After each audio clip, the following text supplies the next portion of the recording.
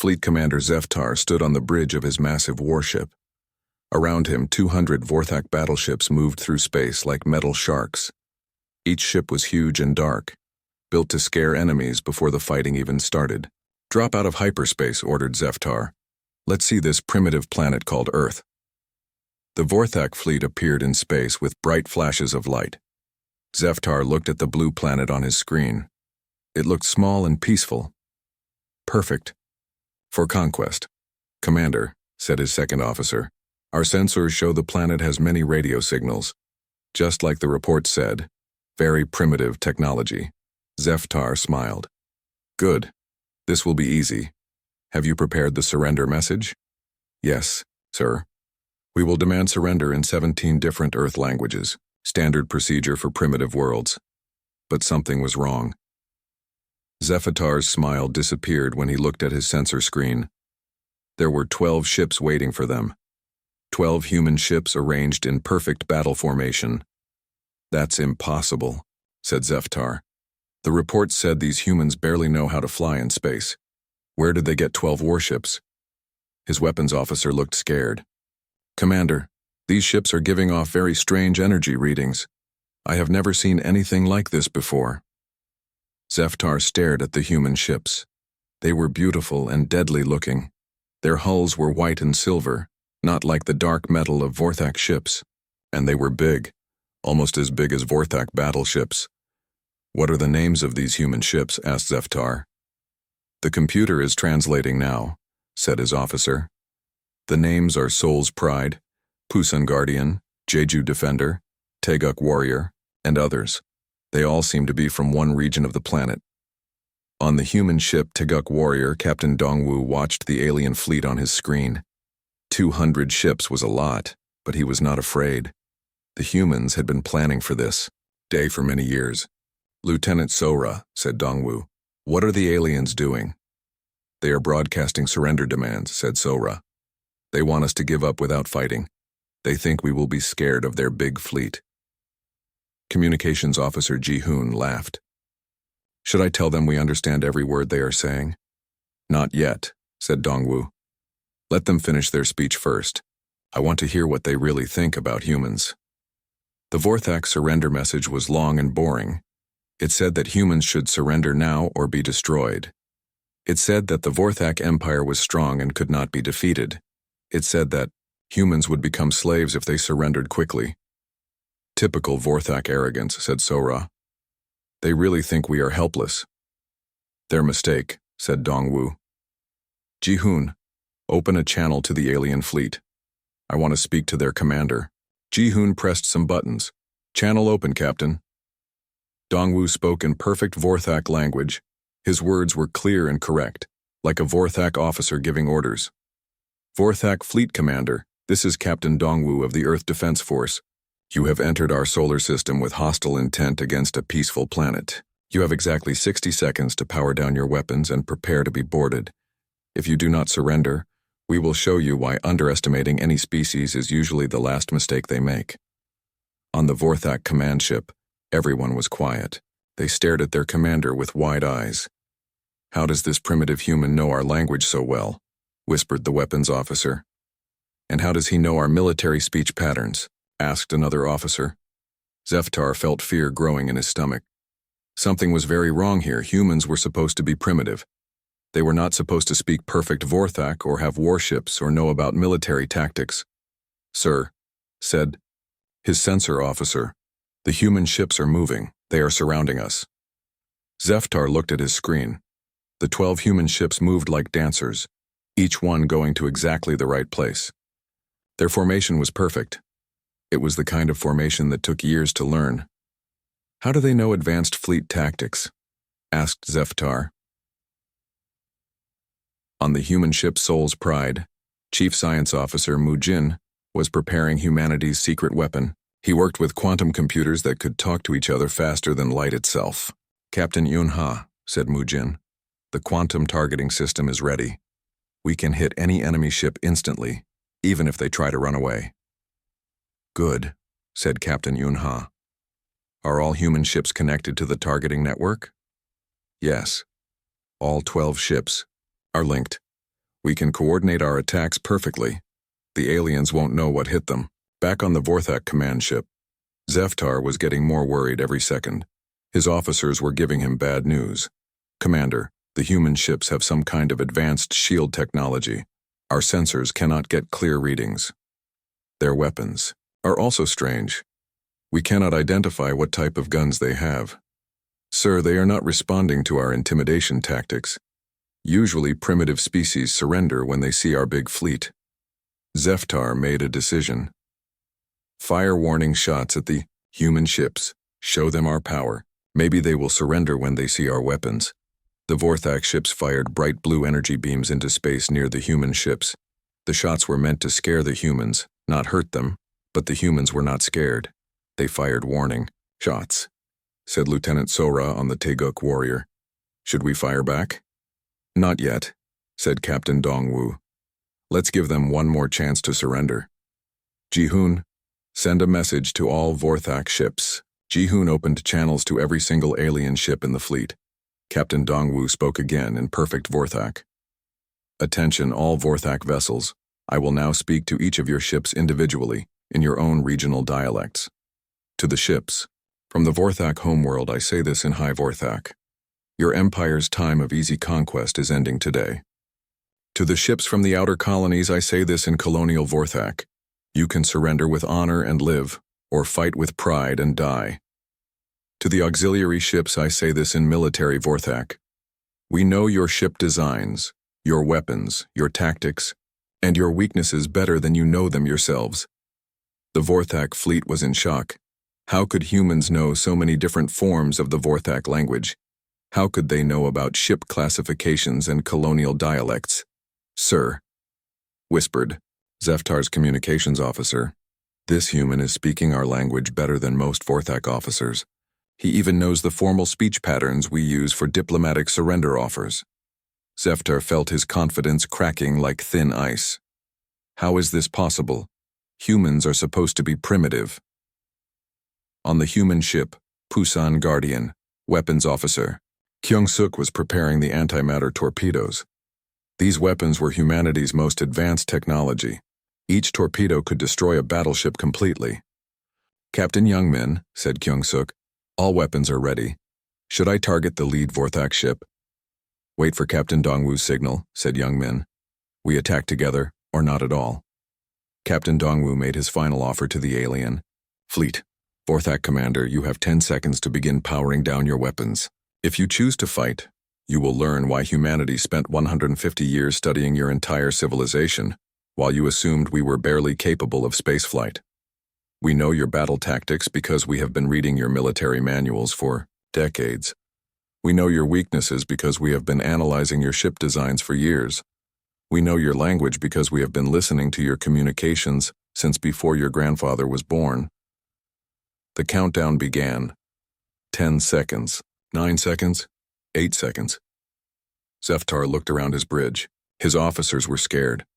They had never faced an enemy like this before. An enemy that knew everything about them while they knew nothing about their enemy. Sir, what are your orders? Asked his weapons officer. 5 seconds. 4 seconds. 3 seconds. Zeftar made the worst decision of his life. All ships open fire. Destroy the human vessels. 200 Vorthak warships fired at once. The space around the human ships filled with energy beams and missiles, but the humans were ready. Fleet Commander Zeftar sat in his captain's chair like a broken man. Around him, the bridge of his warship was quiet and dark. Most of the lights had been turned off to show surrender. Outside the windows, human ships surrounded the remains of his once mighty fleet. Only 4 hours ago he had commanded 200 warships and 50,000 soldiers.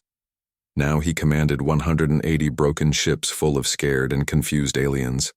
20 ships and 10,000 Vorthak soldiers were dead, turned into clouds of glowing, gassed by human weapons. Sir, said his communications officer quietly, the humans are demanding that you send a final message to the Vorthak Empire. Zeftar nodded slowly. Open a channel to Vorthak High Command. Use the emergency military frequency. The communications officer pressed several buttons. Channel open, sir, but remember, the message will take 17 years to reach home. Zeftar looked at the camera. He knew this would be the most important message in Vorthak history.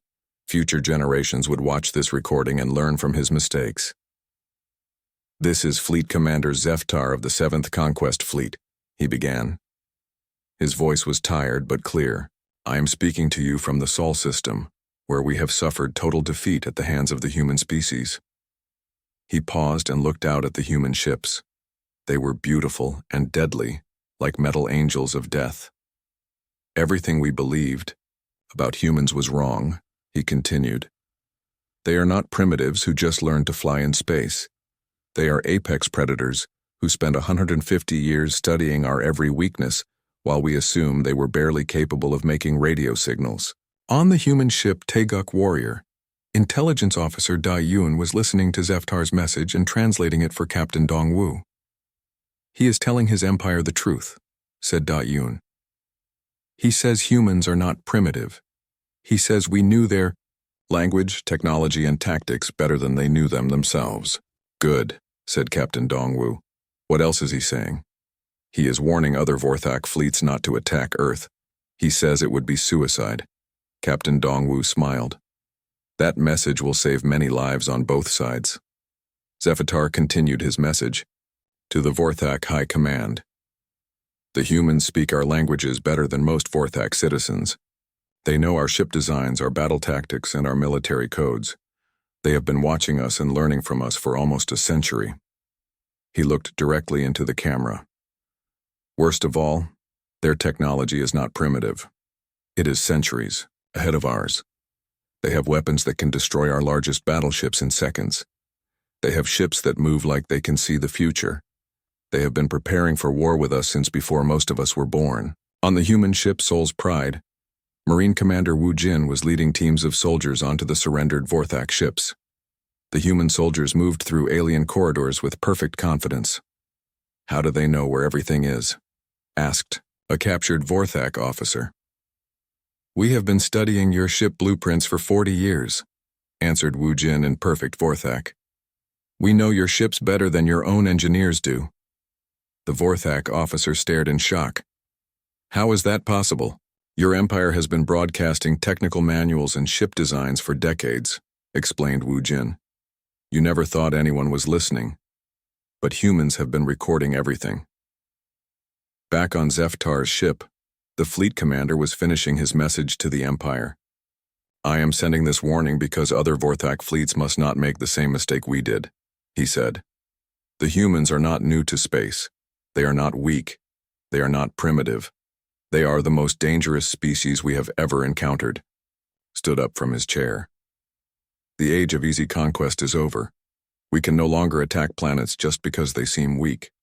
The humans have shown us that appearances can be deadly lies." Admiral Sang Ho arrived at the battle site with more human ships from Earth's hidden defense stations. His flagship, the Harmony of Busan, was even bigger than the Teguk Warrior. Admiral Sang Ho was old and wise. He had been planning Earth's defense for 30 years. Now he wanted to talk to the defeated Vorthak commander.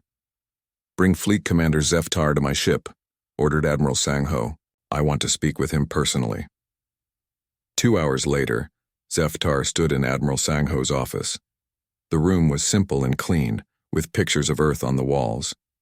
Admiral Sang Ho spoke in High Vorthak, the formal language used by Vorthak.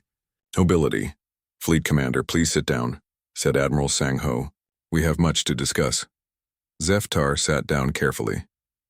He was surprised that the human admiral was being polite. "You speak our language very well, Admiral." "Thank you," said Admiral Sang Ho.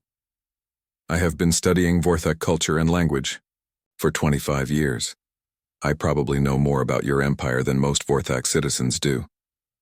"How is that possible?" asked Zeftar. Admiral Sang Ho smiled. "Your empire broadcasts everything. News programs, military communications, cultural shows, educational programs. For 80 years, humans have been watching and learning. We know your history, your politics, your military structure, and your social problems." Zeftar felt sick. "We never knew anyone was listening." "That was your mistake," said Admiral Sang Ho. Humans judge species not by when they start talking, but by how long they spend listening. You spent 300 years conquering worlds you thought were helpless. We spent 150 years preparing for the day you came for us. Admiral Sang-ho stood up and walked to a window. Outside, human and Vorthak ships floated together in space.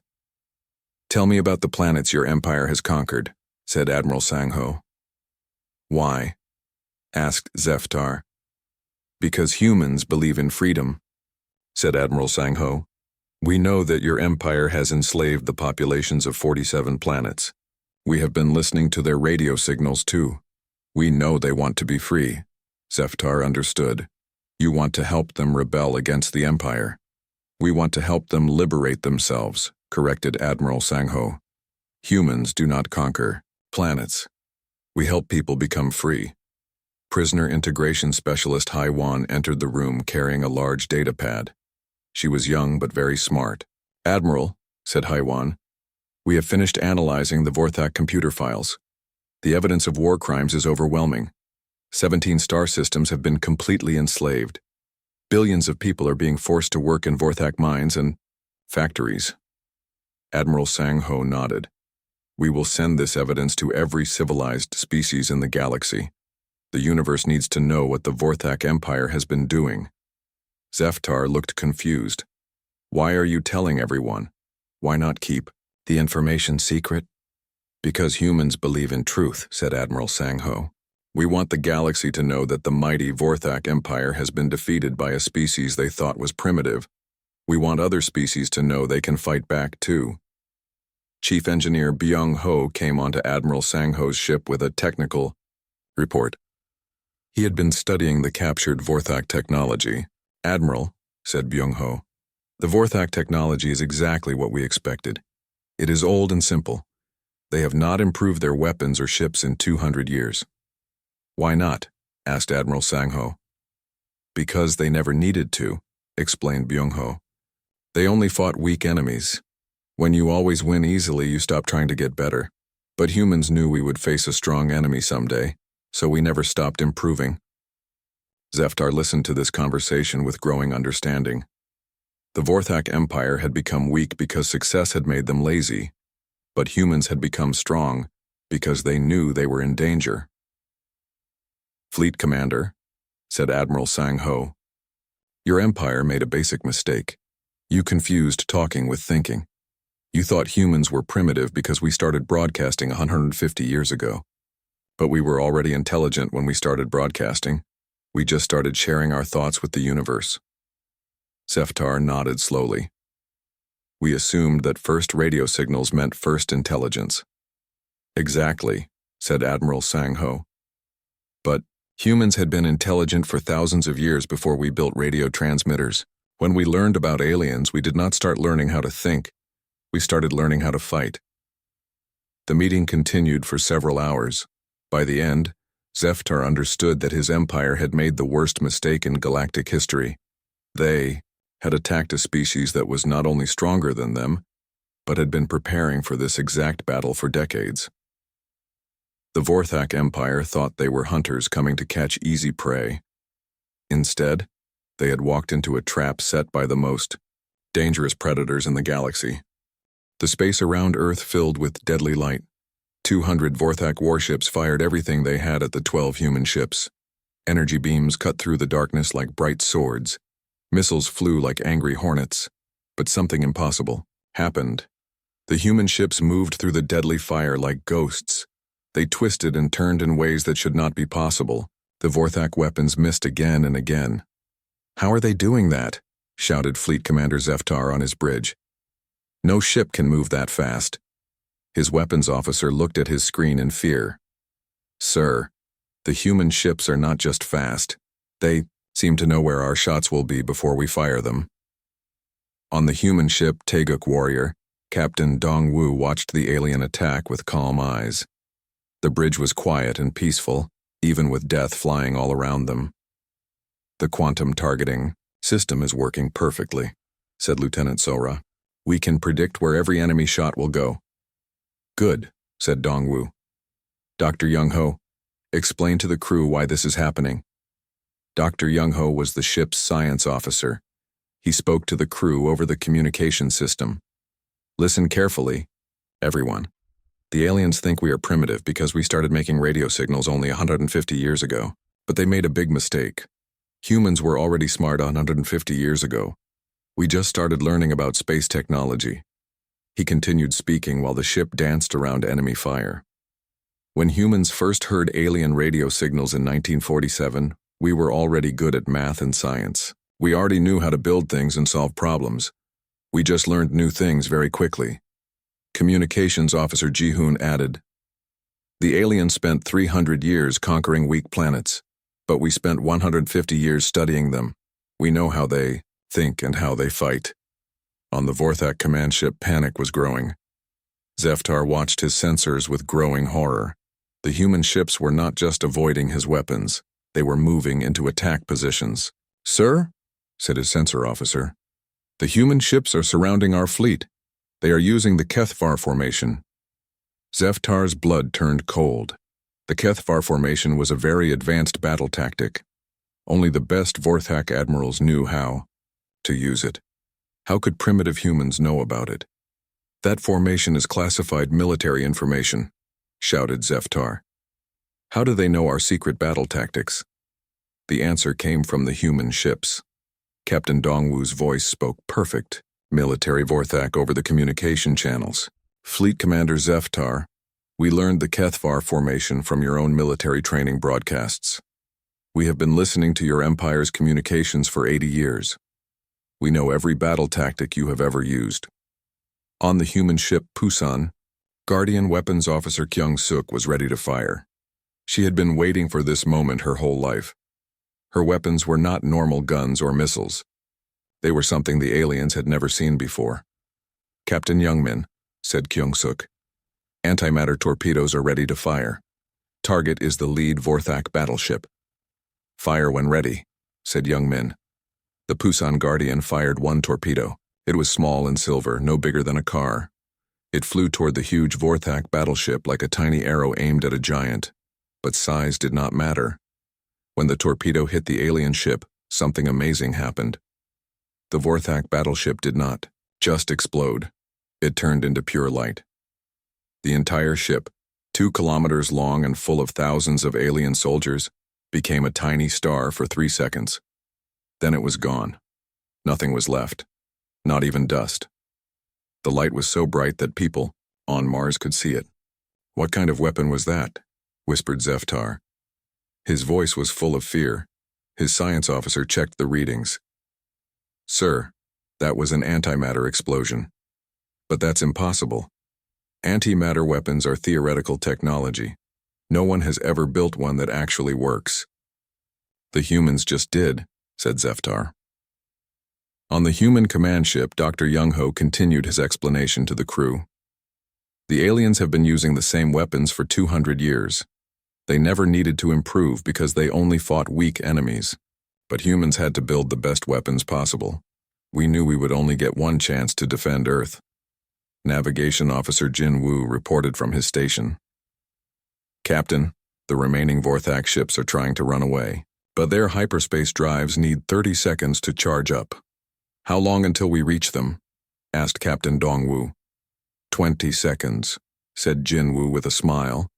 The human ships moved faster than the aliens thought possible. The Soul's Pride, Jeju Defender, and other human vessels caught up to the fleeing aliens before they could escape.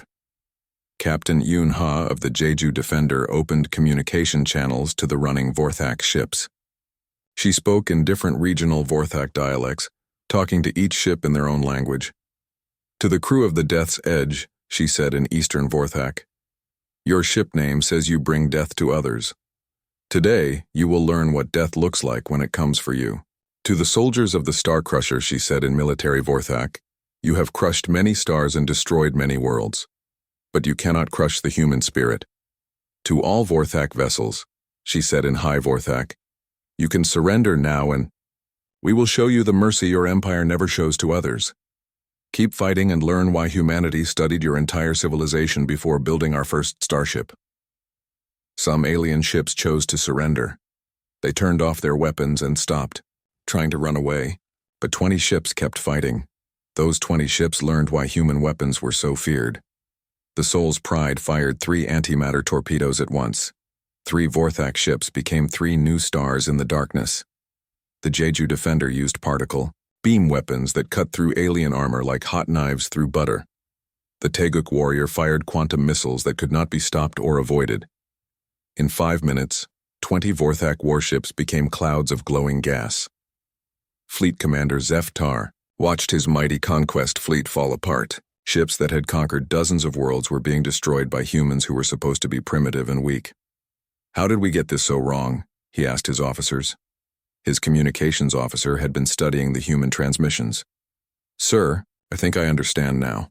We judged the humans by when they started talking to space, but they had already been listening to space for much longer." "What do you mean?" "Think about it, sir. We heard their first radio signals 150 years ago and assumed they were new to technology. But what if they were already advanced when they started making radio signals? What if they just started talking to the universe, not learning about it?" Zeftar understood. The Vorthak Empire had made the worst mistake possible. They had confused a species' first words with their first thoughts. "Send a message to the Vorthak High Command," ordered Zeftar. "Tell them everything. Tell them the humans are not primitive. Tell them we have lost the entire conquest fleet. Sir, that message will take 17 years to reach home. Send it anyway. Other Vorthak fleets need to know the truth before they make the same mistake we did." The message that Zeftar sent would change galactic history. But right now he had bigger problems. Only 180 of his 200 ships were still alive, and they were all surrounded by human vessels. Captain Dongwu's voice came over the communication channels one more time. "Fleet Commander Zeftar, your conquest fleet is defeated. Your ships can surrender, and your crews can live. Or you can keep fighting and join your 20 ships that chose death over wisdom. What is your decision?" Zeftar looked around his bridge. His officers were scared and defeated. His mighty fleet was broken. His empire's reputation was destroyed. "All ships," he said in a tired voice, "power down weapons and prepare to surrender." The Great Vorthak Conquest Fleet, which had never been defeated in 300 years of war, surrendered to 12 human ships. But the real war was just beginning. 3 months after the Great Battle, Earth's first diplomatic ship flew through space toward the Galactic Council Station. The ship was called Harmony of Soul, and it carried humanity's first ambassadors to the alien governments of the galaxy. The Galactic Council Station was huge. It looked like a metal city floating in space near a star called Kepler 442b. Inside the station lived representatives from 47 different alien species. For 500 years, these aliens had worked together to keep peace in the galaxy, but today the station was not peaceful. News of the Vorthak fleet's defeat had reached every corner of the galaxy. No one could believe that the mighty Vorthak Empire had been destroyed by humans from a planet most aliens had never heard of. Ambassador Yoon Seo stood on the bridge of the Harmony of Soul and looked at the huge station. She was Earth's first ambassador to alien governments. With her were cultural attaché Min Ho and military liaison Colonel Ja Young. "Are you ready for this?" asked Min Ho. "We are about to meet 47 different alien species. Some of them have been alive for thousands of years." "I am ready," said Ambassador Yoon Seo. "Humans have been preparing for this meeting for 50 years. We know every alien language and every diplomatic custom." Colonel Ja Young checked her uniform. "The aliens are expecting primitive humans who got lucky in one battle. They are about to learn the truth." The Harmony of Soul docked at the station with perfect precision. The alien docking crews were surprised by the advanced design of the human ship. It was more beautiful and more advanced than most alien vessels. Inside the station, Council Speaker Vrexthun of the ancient Althari Empire was calling an emergency meeting. The Althari were very old aliens who had been exploring space for 10,000 years. They were respected by all other species. "Fellow council members," said Vrexthun in the ancient galactic common language, "we face an unprecedented situation. A species we have never heard of has destroyed the most powerful military force in known space. The council chamber was full of different types of aliens. Some looked like giant insects, others looked like living rocks. Some were made of pure energy, but they were all afraid of the same thing: humans. "How do we know these humans are not dangerous to us?" asked Representative Klickstar of the Beetle Federation. "If they can destroy 200 Vorthak warships, they can destroy any of our fleets too." "That is exactly what worries me," said Council Speaker Vrexthun. "These humans appeared from nowhere and changed the balance of power in the entire galaxy. We must be very careful in how we deal with them." Ambassador Yunseo entered the council chamber with her diplomatic team. She walked with confidence and dignity. Her clothes were simple but elegant. She looked around the chamber and smiled at the alien representatives. "Honored council members," she said in perfect Althari ceremonial dialect, "I am Ambassador Yunseo of the planet Earth. I bring greetings from humanity to all the civilized species of the galaxy." The aliens were shocked. How could this human speak ancient Althari? That language was 5,000 years old and very difficult to learn. Ambassador Yunseo continued speaking, but now she switched to different alien languages for each species. To the Beetle Federation, she spoke in their clicking language. "Click, click, whistle, click, honored insect cousins." To the Crystal Collective, she spoke in their musical language.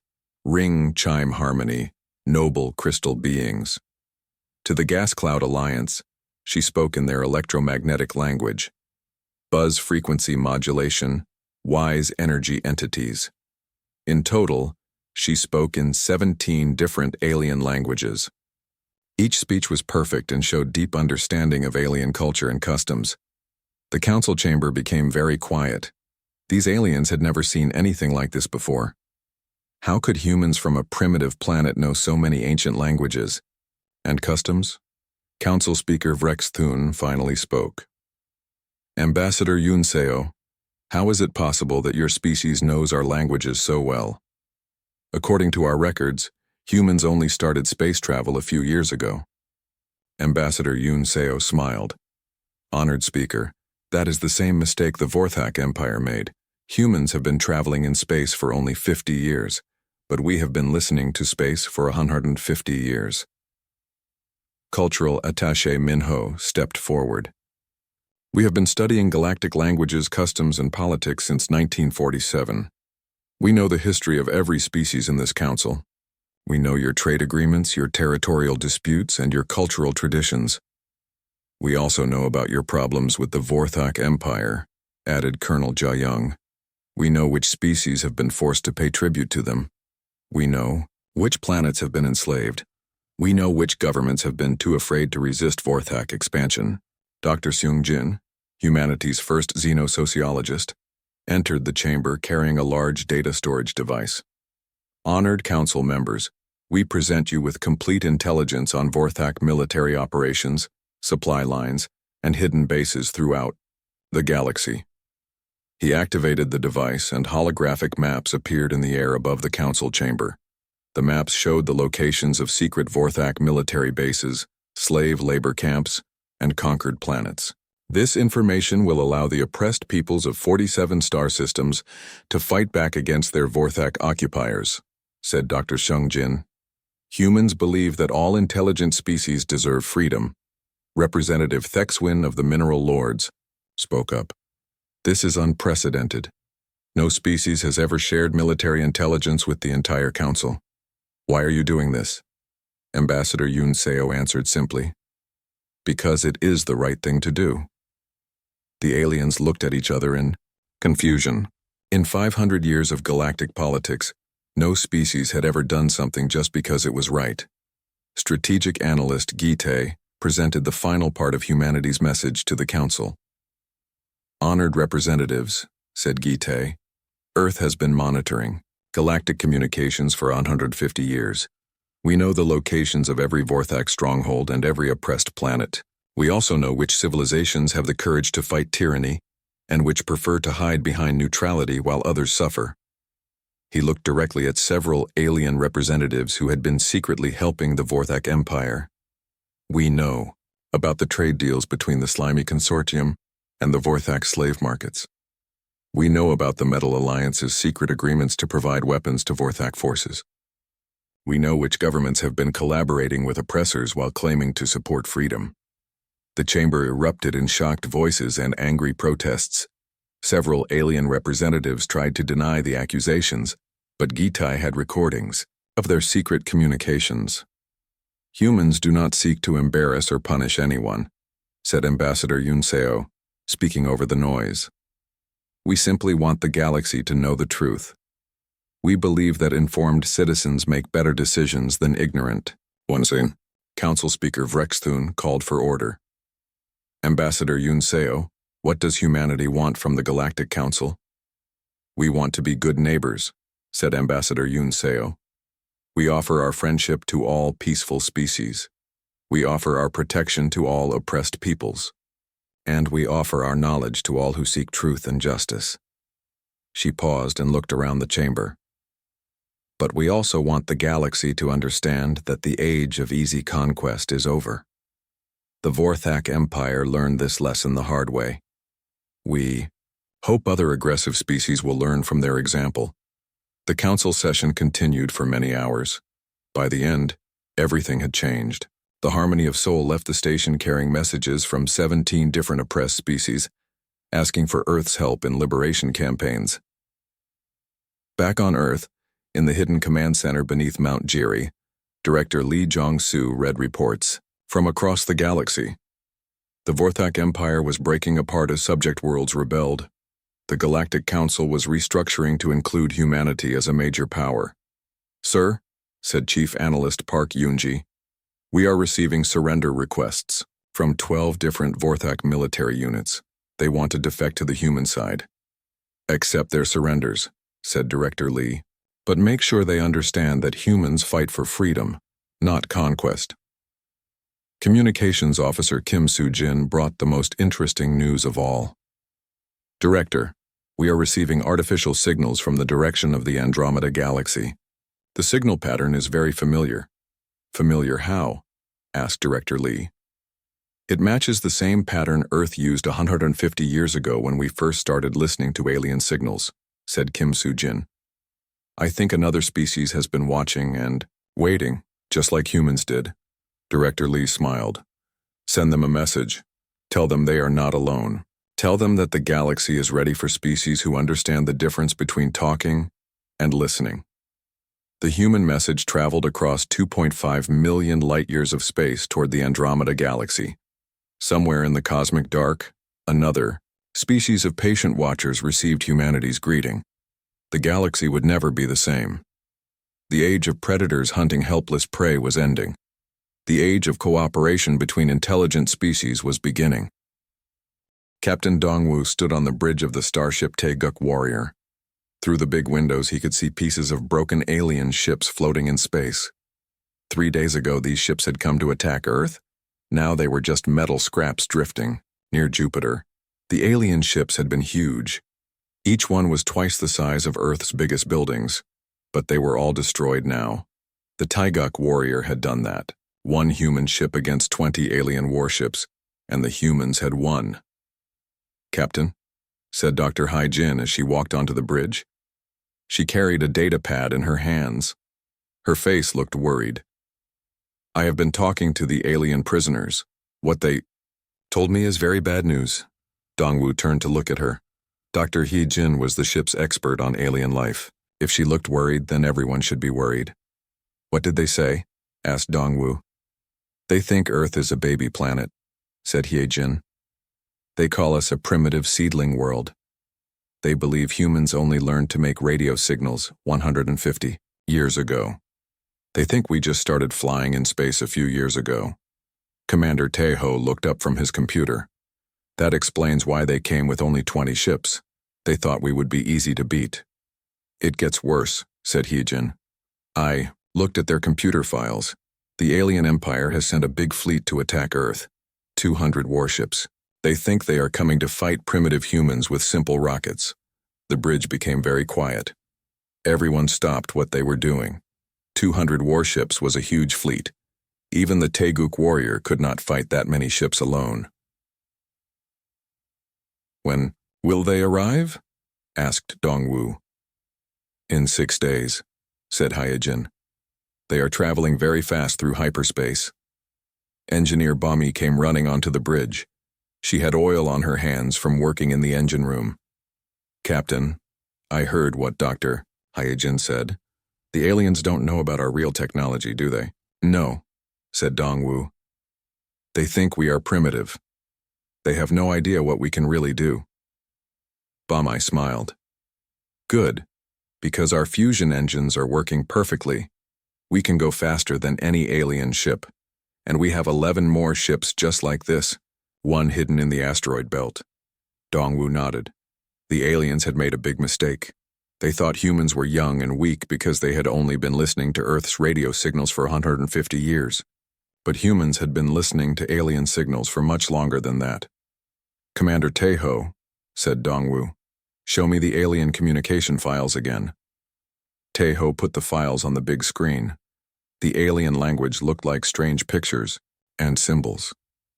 But humans had been studying this language for many years. The aliens call themselves the Vorthak Empire, said Taeho. They have been conquering planets for 300 years. They always attack planets they think are weak and primitive. Their method is simple. They send scouts first.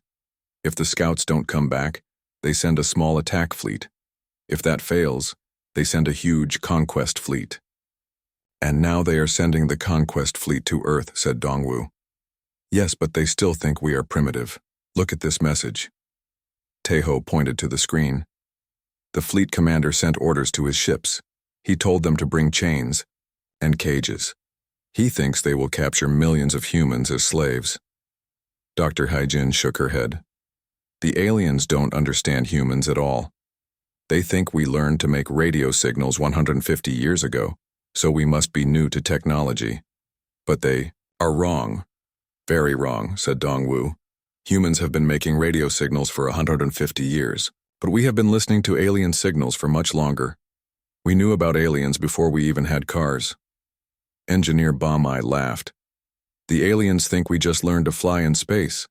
They don't know that humans have been building secret space ships for 50 years. They don't know about the hidden bases on the Moon and Mars. They don't know about our weapons either, said Taeho. When we destroyed their scout ships, they couldn't understand how we did it. Our antimatter torpedoes are 100 years ahead of their technology. Dongwu walked to the big window. He could see Earth in the distance. It looked small and blue and peaceful. But appearances could lie. Earth looked peaceful, but it was ready for war. Dr. Hyojin, said Dongwu, what else did the alien prisoners tell you? They said the Vorthak Empire has conquered 47 planets, said Hyojin. They always use the same method. They study a planet's radio signals to learn about the technology level. Then they attack when the planet seems weak. But they made a mistake with Earth, said Taeho. A big mistake, agreed Dongwu. They think young radio signals mean young technology. They don't understand that humans were already smart when we started making radio signals. We didn't need to learn everything from the beginning. Engineer Bommy nodded. Humans have been good at building things for thousands of years. When we learned about aliens, we just started building better things. We built things to fight aliens. The prisoners also told me something interesting, said Dr. Hyojin. The Vorthak Empire has never lost a conquest fleet. Never. In 300 years, they have never been defeated. There is a first time for everything, said Dongwu. Communications Officer Ji-hoon came onto the bridge. He looked excited. Captain, we are getting messages from the other human ships, the Soul's Pride, the Pusan Guardian, and all the others. They are ready for battle. Good, said Dongwu. What about the secret weapons? All ready, said Ji-hoon. The quantum targeting systems are working perfectly. The enemy ships won't be able to hide from us, Dongwu smiled. The Vorthak Empire thought they were coming to fight primitive humans. Instead, they would find humans who had been preparing for this fight for 50 years. Humans who had studied every Vorthak ship design. Humans who knew every Vorthak battle tactic. Humans who could speak the Vorthak language better than many Vorthak soldiers. There is one more thing, said Dr. Hyojin. The alien prisoners asked me a question. They wanted to know how humans learned their language so well. They couldn't understand how primitive people could speak perfect Vorthak. What did you tell them? Asked Dongwu. I told them the truth, said Jin. Humans have been listening to Vorthak radio signals for 80 years. We know their language, their culture, their military codes, and their weaknesses. We know everything about them. Commander Teho stood up. Captain, should we contact Earth Command? Yes, said Dongwu. Tell them the conquest fleet will arrive in 6 days. Tell them we are ready. What about the alien prisoners? Asked Dr. Jin. Keep them safe, said Dongwu. After we defeat their fleet, we will need them to help us understand Vorthak politics. We will need to know which planets want to be free from the Empire. Engineer Bami grinned. The aliens think they are hunters coming to catch weak prey, but they are wrong. Humans are the hunters. We have been hunting them for years without them knowing it. Dongwu nodded. In 6 days, the Vorthak Empire will learn an important lesson. Never attack a planet before you really understand what lives there. And never assume that young radio signals mean weak defenses. He looked at his crew. These humans were ready for battle. They had trained for years. They had built the best weapons in the galaxy. They had learned everything about their enemies. Prepare the ship for hyperspace, said Dongwu. We need to meet with the other human ships. In 6 days, we will show the galaxy what happens when you mistake patience for weakness. The Teguk warrior began to move toward the asteroid belt, where the other human ships were waiting. Behind them, the pieces of destroyed Vorthak scout ships continued to drift in space. Soon, there would be many more pieces,